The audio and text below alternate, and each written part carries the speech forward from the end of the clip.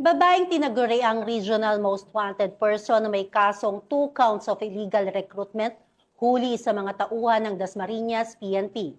Bahagi ito ng walang humpay na operasyon ng PNP kontra wanted person. Patrolwoman Ivy Corporal sa balita.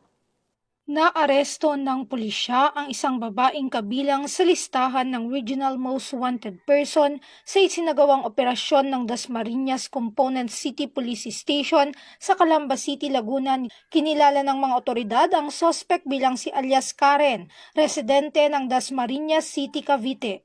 Naaresto ang suspect sa bisa ng warrant of arrest para sa 2 counts of illegal recruitment.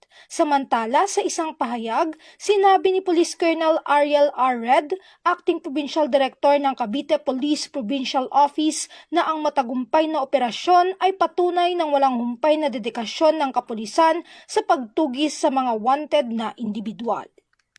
Mula dito sa PRO Calabarzon, ako ang inyong Police News Network Correspondent, Patrolwoman Pisal Mayti Orban, alagad ng batas, tagataguyod ng balitang pulis.